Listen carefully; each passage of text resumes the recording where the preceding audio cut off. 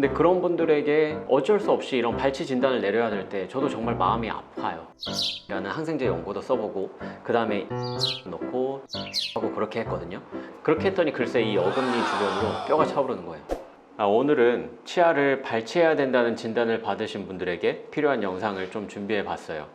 물론 치아를 뽑고 임플란트 하는 거 정말 좋습니다. 임플란트도 정말 좋은 치료 방법이에요. 치아가 없는 분들에게는 당연히 임플란트 정말 추천드리긴 합니다. 하지만 임플란트가 아무리 좋다고 해도 자연치만큼은 아니거든요. 그래서 조금 고름이 나오거나 아니면 조금 흔들리거나 이런 치아가 있더라도 바로 임플란트 하기보다는 한 번쯤은 살리려고 하는 그런 시도를 한번 해보시면 좋을 것 같아요.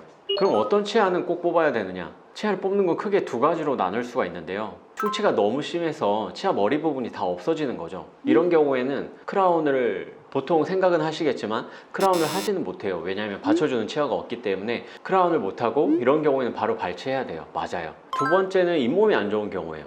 잇몸이 안 좋아서 치아 뿌리를 잇몸 염증이 완전히 감싸버리는 거죠. 이런 경우에는 잇몸이 그냥 안 좋은 게 아니라 잇몸이 너무너무 안 좋은 경우입니다. 뿌리를 완전히 잇몸 염증이 감싸버렸기 때문에 이런 분들은 치아를 손가락으로 눌러보면 푹신푹신 들어갈 거예요. 그래서 치아가 거의 움직이고 허공에 떠 있는다는 느낌이 들 거예요. 이런 경우에는 치아 발치하셔야 돼요. 그런데 잇몸 뼈가 아주 살짝 내려갔는데 이것 때문에 잇몸이 안 좋다는 소리를 들었고 임플란트 해야 되는 거 아니냐 생각하시는 분들도 많거든요.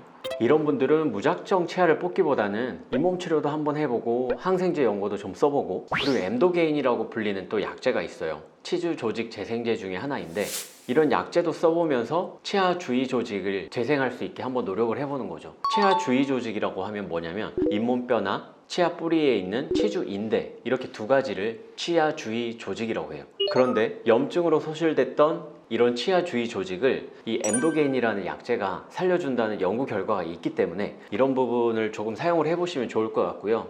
대신에 꼭 알고 계셔야 되는 게 있습니다. 감기 같은 것도 초반에 병원에 가서 잡으면은 잘 치료가 되잖아요. 근데 병원에 안 가고 꾹 참고 있다가 뒤늦게 병원에 가면 잘 안 나아요. 기침 같은 것도 그렇죠. 잇몸 염증도 마찬가지예요. 초기에 가서 치료를 받으면은 굉장히 간단하게 치료가 가능합니다. 근데 제가 아까 말씀드렸던 것처럼 치아가 푹신푹신하게 움직일 정도로 잇몸 염증이 심하게 진행된 상태에서는 좀 늦었다고 볼 수도 있어요. 저희 치과에 오신 분들은 다들 아시겠지만 이거 치아 하나 살려보자고 정말 멀리서 오시는 분들 많으시거든요. 근데 그런 분들에게 어쩔 수 없이 이런 발치 진단을 내려야 될 때 저도 정말 마음이 아파요. 어떻게든 살려드리고 싶은데 이 차마 또 살리기는 어려운 상태인 거죠. 그래서 반드시 좀 초기에 치과를 가셨으면 좋겠고요. 일단은 양치할 때 피가 나면요, 이 피가 나는 걸 갖다가 내가 스트레스를 요즘 많이 받아서 아니면 코로나 때문에 치과를 못 가서 요즘 피곤한 일이 많고 사업이 잘 안 돼서 이런 것 때문에 절대 아니에요. 이건 잇몸 염증이 굉장히 심하게 진행된 상태고 초기에 보내는 그런 신호예요. 잇몸이 나를 좀 살려주라, 나를 좀 돌봐줘라 이런 느낌으로 내 몸에 보내는 신호거든요.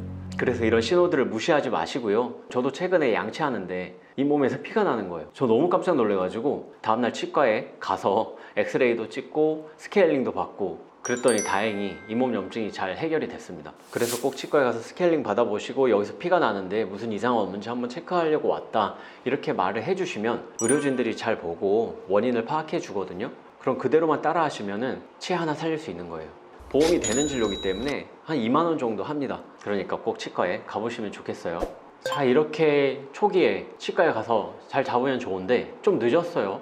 만약에 치아가 많이 흔들리고 냄새도 나고 고름도 좀 나오는 것 같아요. 이런 경우에 무조건 뽑아야 되냐? 아닙니다. 이런 경우에도 살려서 써볼 수가 있어요. 이때 저희 치과에서 많이 사용하는 방법이 바로 엠도게인이라는 약제인데요. 제가 한 3년 전쯤에 엠도게인에 관련해서 영상을 하나 찍었었는데 그 당시에만 해도 주변에 엠도게인 치료하는 치과가 진짜 거의 없었거든요. 자연치를 살리려고 노력하는 치과가 그때보다 더 많아졌다고도 생각할 수가 있고요. 이렇게 잇몸 안 좋으신 분들은 근처에 다니시는 치과에 한번 먼저 물어보셔도 좋을 것 같아요. 이 엠도게인은 보험 진료가 되기 때문에 환자분이 지불하시는 금액은 아마 8만 원에서 9만 원 사이였던 것 같아요. 그렇기 때문에 가성비가 정말 좋은 치료 중에 하나라고 생각이 돼요. 단지 이거는 예방 목적으로 하는 치료는 아니고요. 내 치아 주변에 이제 뭐 피도 나고 잇몸뼈도 좀 내려간 것 같다 이런 소견을 들었다 그러면은 그때 해볼 수 있는 치료 방법이에요. 그래서 치과에 한번 문의를 꼭 해보시면 좋겠고, 이 엠도게인은 정확하게 뭐냐, 치아 주위 조직 재생 연고입니다. 치아 주위 조직이라고 하면 아까 말씀드렸던 것처럼 치아 뿌리에 붙어 있는 치주 인대나 아니면 잇몸뼈를 말하거든요. 이런 부분을 좀 재생시켜주는 단백질들이 마구 모여있는 연고라고 보시면 돼요. 모든 잇몸뼈를 다 살려주는 건 아니고요. 효과가 있는 경우도 있고 없는 경우도 있습니다. 하지만 내 치아를 마지막으로 한번 뭔가 노력을 더 해보고 싶다 할 때 할 수 있는 진료 중에 하나거든요. 이 제품 스위스 제품이고, 그리고 모든 치아에 적용되는 건 아니고 잇몸에 염증이 없어야 돼요. 그래서 이 치료를 하기 전에 반드시 염증을 깨끗이 제거하고 헥사메딘으로 소독도 하고, 그 다음에 이 엠도게인 약제를 집어넣게 됩니다. 효과가 있는 분들은 뭐 6개월 만에 뼈가 조금 차오르는 경우도 있고요. 늦게 나타나는 분들은 뭐 1년 뒤에 나타나는 분들도 있고 아예 안 나타나는 분들도 있어요. 그래서 이런 부분들은 좀 알고 계시면서 치료를 받으시면 좋겠고, 제가 이 연고를 왜 좋아하냐면 사실 저희 아버지께서 어금니 염증이 좀 심했어 가지고 이 치아는 오래 못 쓰겠다 싶었던 치아가 있었어요. 그런데 그때 그 어금니에다가 미노콜린이라는 항생제 연고도 써보고, 그 다음에 엠도게인도 넣고 뼈이식도 하고 그렇게 했거든요. 그렇게 했더니 글쎄 이 어금니 주변으로 뼈가 차오르는 거예요. 그 상태로 지금 2년 정도가 지났는데 아직도 잘 쓰고 계시고요. 염증도 다 사라졌죠. 너무 좋은 약제죠. 이 약제에 대한 광고는 아니고요. 이 약제는 어디서든 쓸 수 있으니까 한번 시도해 보시면 좋을 것 같고요. 자, 오늘 이렇게 치아를 뽑지 않고 살리는 법을 좀 설명드렸는데요. 그렇다고 해서 뽑아야 될 치아, 어딜 가도 뽑아야 된다고 하는데 나는 이거 정말 살리고 싶다, 이런 치아는 솔직히 말씀드려서 뽑는 게 좋습니다. 왜냐면 그 치아 때문에 일상생활이 망가지잖아요. 일상생활을 지키는 한도 내에서 자연치를 살릴 수 있으면 살려서 쓰는 것이 좋은 거죠. 이렇게 잇몸 관리에 있어서는 당뇨 있는 분들 요즘 많으시잖아요. 당뇨 있는 분들은 특히 더 관리하셔야 돼요. 아마 다 알고 계실 거예요. 당뇨가 있으면 치유도 늦고 잇몸 질환도 훨씬 더 심하게 생긴다.